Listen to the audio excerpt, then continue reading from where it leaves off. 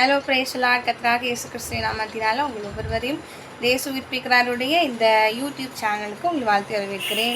நீங்கள் எல்லோரும் நல்லா இருப்பீங்கன்னு சொல்லி கர்த்தர்களை விசுவாசிக்கிறேன். உங்களை ஒரு விலாகில் நான் சந்திக்கிறதுல ரொம்ப ரொம்ப சந்தோஷம். ஸ்பிரிச்சுவல் கரியர் கைடன்ஸ் அப்படின்னு சொல்லிட்டு ஒரு விலாக் ஷேர் பண்ணியிருந்தேன். இப்போ பார்த்திங்கன்னா இன்னொரு விலாகு. இது எதை பற்றின விலாக் அப்படின்னா, என்னோடய பாஸ்டில் ட்ராமாஸ், அப்புறம் நாடகம், அடிக்ஷன், அப்புறம் பார்த்திங்கன்னா மூவிஸ் இப்படியாக இருந்தேன். இப்படி இருந்த என்ன கர்த்தர் எப்படி மாற்றினாரு அப்படின்ற விஷயத்தை தான் உங்கள் கூட நான் இன்றைக்கி ஷேர் பண்ணிக்க போகிறேன்.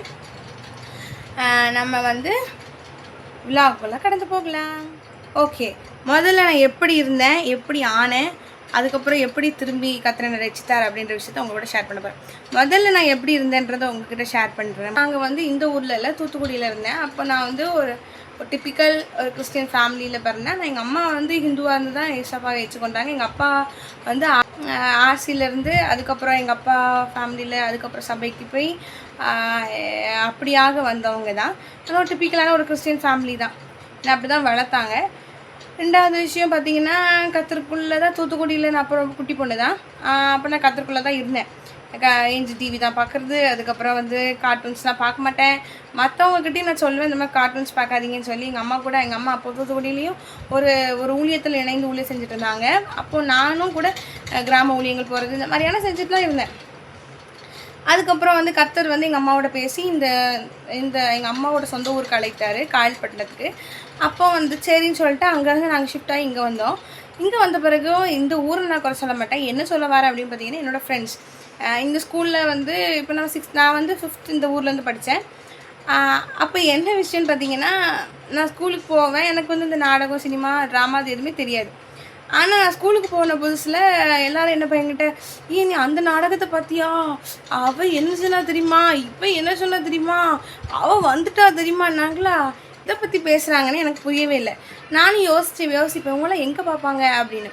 அப்போது எனக்கு அவங்க சொல்ல எனக்கு டெம்ட் ஆகிடுச்சு. டெம்ட் ஆனதுனால எனக்கு க்யூரியாசிட்டி, சரி நம்ம பார்த்தே ஆகணும்னு சொல்லிட்டு என்ன ஆகிடுச்சுன்னா, நானும் சரி அவள் என்ன தான் இருக்குது அப்படின்றத பார்க்கணும் அப்படின்ட்டு முதல்ல எங்கள் அம்மாவுக்கு தெரியாமல் ரகசியமாக எங்கள் அம்மா கிச்சனில் வேலை செஞ்சால் நான் சவுண்டை குறைச்சி வச்சு முதல்ல வச்சு பார்த்தேன். அப்போ இந்த பாலிமர், விஜய் டிவி, ஜீ தமிழ் இப்படி எல்லா நாடகங்கள் பார்க்க ஆரம்பித்தேன். கடைசியில் பார்த்திங்கன்னா அது எப்படி ஆயிடுச்சு, கொஞ்சம் கொஞ்சமாக அடிக்ஷன். எங்கள் அம்மா திட்டுவாங்க, எப்படி நாடகம் பார்க்காத தப்பும்பாங்க. சில நேரத்தில் மாட்டிப்போம், எல்லா நேரமே தப்பிக்க முடியாதுல்ல, சில நேரத்தில் மாற்றிப்பேன். அப்போ எங்கள் அம்மா திட்டுவாங்க. அதுக்கப்புறமும் நான் கேட்கல, தொடர்ந்து பார்க்க ஆரம்பித்தேன்.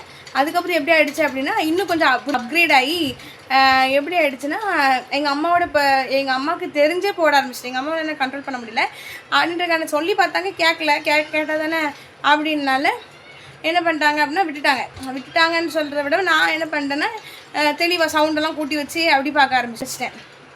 கடைசியில் பார்த்தீங்கன்னா அது அடிக்ஷனாக மாறிச்சு. ஐயோ இந்த நாடகம் பார்க்காம இருக்க முடியாதுன்னு சொல்லி கரண்ட்டுலாம் போகும். அப்படி தானே, கரண்ட்டு போச்சுன்னா எனக்குள்ளே எப்படி வரும், ஐயோ இந்த ட்ராமா இத்தனை மணிக்கு போட்டுருவானே, என்ன பார்க்காம இருக்க முடியாதுன்னு சொல்லி அப்படியே மாறிச்சு. அதுக்கு முன்னாடி நான் ஒரு விஷயத்த சொல்ல மறந்துட்டேன். இந்த ஊருக்கு வந்த பிறகு முதல்ல எப்படி ஆரம்பிச்சிச்சுன்னா, அதாவது ரியாலிட்டி ஷோ, அதாவது அவார்ட் ஷோ தானே, விஜய் டிவி அவார்ட்ஸு, இல்லை ஏதோ ஒரு அவார்ட்ஸ் கொடுப்பாங்கள்ல, அந்த மாதிரி பார்க்க ஆரம்பிச்சு. இல்லை இது டான்ஸ் தானே, இது சூப்பர் சிங்கர் தானே, பாட்டு தானே பாடுறாங்க, பாட்டுக்கு மட்டும் சவுண்டை குறைச்சிப்போம், மற்றபடி ஜாலியாக பேசுவாங்க, ஒரு என்டர்டெயின்மெண்ட் இப்படி தான் ஆரம்பிச்சிச்சு முதல்ல. ஃபஸ்ட்டு ட்ராமா ஒரு பக்கம் நான் மறைஞ்சு பார்த்தாலும், குடும்பத்தில் எப்படி ஆரம்பிச்சிச்சு அப்படின்னா, ஒரு என்டர்டெயின்மெண்ட்டுக்காக பார்க்குறோம், தப்பு கிடையாது அப்படின்னு சொல்லி தான் முதல்ல ஆரம்பிச்சு. அப்படியாக போக இப்போ எல்லாமே சினிமா பாட்டு சத்தமாக ஓடுறது.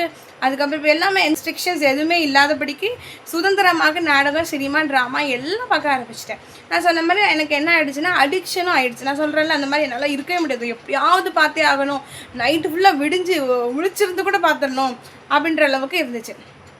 கொஞ்ச நாள் ஆக என்ன ஆகிடுச்சுன்னு பார்த்தீங்கன்னா, வெறுமனே ட்ராமா மாத்திரம் இல்லை, அதோடு சேர்த்து எதுவும் வந்துடுச்சுன்னா மூவிஸ் பார்க்க ஆரம்பிச்சிட்டேன். எல்லா படங்கள் பார்க்க ஆரம்பிச்சிட்டேன். அதுக்கு முன்னாடி படம் சரி ட்ராமாவோடு நிறுத்தாமல் பழைய காலத்து படம் யூடியூப்பில் பார்க்குறது இப்படியாக. அப்புறம் பார்த்திங்கன்னா ஹாட்ஸ்டாரில் பழைய இந்த வேறு லாங்குவேஜ் படங்களை ட்ரான்ஸ்லேட் பண்ணி போடுவாங்களே, அந்த மாதிரியான எல்லா காரியங்களும் எல்லா படங்கள் பார்க்க ஆரம்பித்தாச்சு. இப்படியாக இருந்துச்சு. இதுக்கப்புறம் எப்படி நான் ரட்சிக்கப்பட்டேன், எப்படி இதுலேருந்து மீண்டு வந்தேன் அப்படிங்கிறத நான் சொல்கிறேன். 2020 அதுக்கப்புறம் கொரோனா வந்துச்சு, அப்புறம் லாக்டவுன் ஆகிடுச்சு. அப்பவும் விடாத பார்ப்போம். அப்போ பார்த்தீங்கன்னா புதுசாக வந்து எபிசோட்ஸ் போடல, பழைய எபிசோட்ஸை என்ன பண்ணாங்க திருப்பி திருப்பி போட்டாங்க. அப்போ பழைய எபிசோட்ஸ் போட்டாலும் பரவாயில்லன்னு உட்காந்து பார்த்தோம். அது மாத்திரம் இல்லாமல் இப்படியாக போயிட்டு இருந்துச்சா. 11th என்ன ஆயிடுச்சுன்னு பார்த்தீங்கன்னா, எனக்கு வந்து ஒரு டிப்ரெஷன் மாதிரி பயம், தீக்கள், நடுக்கம் இது எல்லாமே எனக்கு வந்துடுச்சு. அது எனக்கு ஓவராக ஆக ஆரம்பிச்சிட்டு.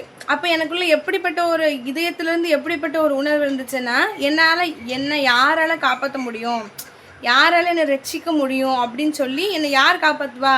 எங்கள் ஃபேமிலியில் எங்கள் அம்மா எங்கள் அப்பா எல்லோரும் இருந்தாலுமே என்னால் வந்து அதுலேருந்து வெளியே வர முடியல. டிப்ரெஷனுங்கும் போது நீங்கள்லாம் வேறு ஏதாவது டிப்ரெஷன் நினைப்பீங்க. டிப்ரெஷன் நான் எப்படி சொல்கிறேன்னா, ஒரு பயம், திகழ், எப்போ பார்த்தாலும் எனக்கு பயம் வந்துச்சு. எதுக்கு பயம் வரும்னு எனக்கே தெரியாது பார்த்துக்கோங்க. ஏன் பயப்படுறேன்னு தெரியும். எல்லாருமே என்னை சுற்றி தான் இருப்பாங்க, எங்கள் அம்மாவும் எங்கள் அப்பா. இருந்தாலும் கூட எனக்குள்ளே ஒரு இனம் புரியாத ஒரு பயம், அது பிசாசால் அனுப்பப்பட்டது. அப்படியாக எனக்கு இருந்துச்சு. கடைசியில் பார்த்தீங்கன்னா அப்போ தான் நான் ஏசப்பாவை அதிகமாக தேடுறேன். நான் ஒரு டிப்பிக்கலான கிறிஸ்டியன் ஃபேமிலியில் இருந்தாலும் கூட ஃப்ரெண்ட்ஸு என்ன இந்த மாதிரி பாருங்கள் அப்படின்னு சொன்னது நிமித்தம் என்ன நான் பார்க்க ஆரம்பித்து இப்போ என்னோடய மனசில் நிம்மதி, சமாதான, சந்தோஷம் இல்லை. இப்போ எனக்கு யாரால் இந்த நிம்மதியை கொடுக்க முடியும், யாரால் இந்த சந்தோஷத்தை கொடுக்க முடியுன்ற கேள்வி எனக்குள்ள எழும்ப ஆரம்பிக்கும் போது நான் என்ன பண்ணேன்னா ஏசப்பாவை தேட ஆரம்பித்தேன். தேடுறது மட்டும் தேட எனக்கு ஏற்கனவே சொல்லியிருக்கிறேன். ஏசப்பாவை தேட எனக்கு அதிகமாகிற அந்த பயம், திகழ், அந்த சமாதானம் இன்மை இது எல்லாமே அதிகமாகிற மாதிரி இருந்துச்சு. முன்னாடி நாடகம், சினிமா தான் உலகம் அப்படின்னு நினச்சிட்டு இருந்தேன். எனக்கு அது பார்த்தா கூட என்னால் நிம்மதியாக இருக்க முடியல, அது பார்த்தா கூட என்னால் சந்தோஷப்பட முடியல. இப்படிப்பட்ட ஒரு ஃபீலிங் வந்த உடனே அதை பார்த்து அப்போ யார் மெய்யான சந்தோஷத்தை கொடுப்பா, யார் எனக்கு மெய்யான சமாதானத்தை கொடுப்பான்ற எனக்குள்ள ஒரு கேள்வி வந்துச்சு. இது பார்த்து என்னால் சந்தோஷமாக இருக்க முடியலையே, மனதளவில் நான் சந்தோஷப்பட மாட்டேங்கனே, ஏன் அப்படின்ற கேள்வி தான் எனக்குள்ளே எழுந்துச்சு. அதுக்கப்புறம் பார்த்திங்கன்னா அந்த ஜபத்தை கூட்ட ஆட்டோமேட்டிக்காக அந்த பயம் பிடித்தின பிசாசெல்லாம் ஓடிட்டான். அதுக்கப்புறம் பார்த்திங்கன்னா அது அப்படி விடுறதுக்கு எனக்கு உதவி செஞ்சார்.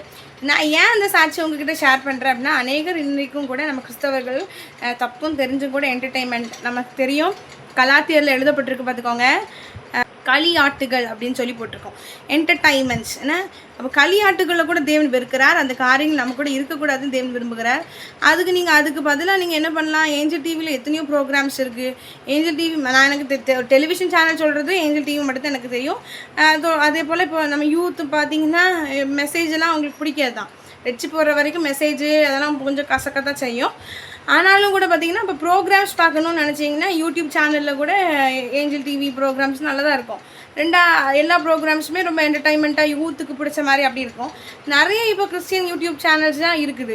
அந்த மாதிரி நீங்கள் உங்களை டைவர்ட் பண்ணி நீங்கள் என்ன பண்ணணும், நம்ம என்ன பண்ணணும் அப்படின்னா அதுலேருந்து வெளியே வர பார்க்கணும். காரியம் முதல் ஸ்டெப் நம்ம தான் எடுத்து வைக்கணும். இன்னொன்று ஏசப்பா கிட்டே ஹெல்ப் கேளுங்க. என்ன ஹெல்ப் கேட்டேன் அப்படின்னா, நம்ம தாவீது ராஜா சொல்வார், ஆண்டவரே இந்த துணிகரமான பாவங்களுக்கு விலக்கி ரட்சித்து காத்துக்களும், அவைகளை நான் ஆண்டுக்குள்ளே ஒட்டாதரும், அப்பொழுது நான் உத்தமனாகி பெரும் பாதகத்திலேருந்து நீங்களாக இருப்பேன்னு சொல்லி அந்த வசனத்தை தான் நான் எப்போவுமே சொல்வேன். எனக்கு எப்போல்லாம் இந்த மாதிரி டெம்ப்ட் ஆகுதோ, அதாவது இப்போ நாடகம் பார்க்கணும், சினிமா பார்க்கணும் தோணும் போதெல்லாம் நான் அப்போ சொல்கிறேன்.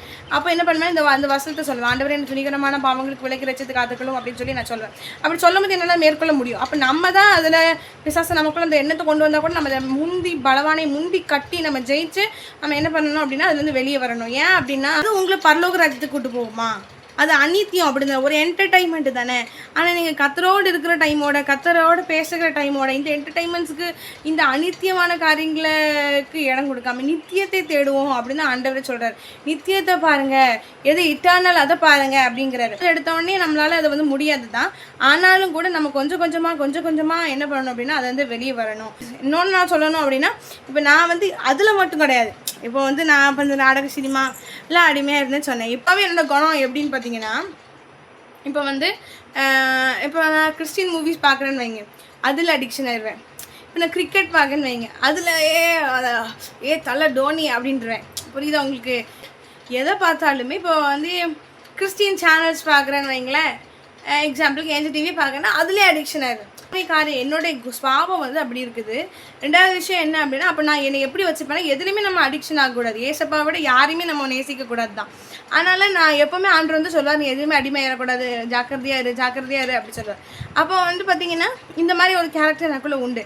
இன்னைய வரைக்குமே அதை கண்ட்ரோல் பண்ணுறதுக்கு இப்போ நம்ம ஓவராக நான் கிறிஸ்டின் மூவிஸ் பார்க்குறேன் அப்படின்னா, நம்ம அடுத்த கட்டத்தில் நம்ம என்ன பண்ணோம், இல்லை நான் இப்போ எனக்கு ஜப டைம் இருக்கும் அப்படின்னா, இப்போ என் ஜப டைமை சாக்ரிஃபைஸ் பண்ணிட்டு நான் அப்படி மூவி பார்க்கலாமா? பார்க்கக்கூடாது. அந்தந்த டைமில் இப்போ ஒரு என்டர்டைன்மெண்ட்டுக்காக கிறிஸ்டியன் மூவிஸ் பார்க்குறோம் அப்படின்னா, சரி அது கொஞ்சம் நேரம் பார்த்துட்டு அதோட முடிச்சுட்டு அதுக்கப்புறம் நம்ம வேலைகளை தொடர்ந்து செய்யணும். அதுலேயே மூங்கி இருக்கக்கூடாது, அதுலேயே நம்ம இருக்கக்கூடாதுன்னு சொல்லி ஆண்டவர் விரும்புவார். அவர் என்ன பிடிச்சனால தான் நான் இன்னும் வரைக்கும் ஸ்டாண்ட் பண்ணுறேன். அப்படி அடிக்ஷனில் இருந்தேன்னா இவ்வளோக்குள்ள கத்துற இந்த விடுதல் எதுலேருந்துமே அடிமைத்தனமே இருக்கக்கூடாது. ஏசப்பா மேலே மட்டும்தான் அடிக்ஷன், அவர் மேலே தான் அன்பு அதிகமாக செலுத்தணும் அப்படின்ற மாதிரி.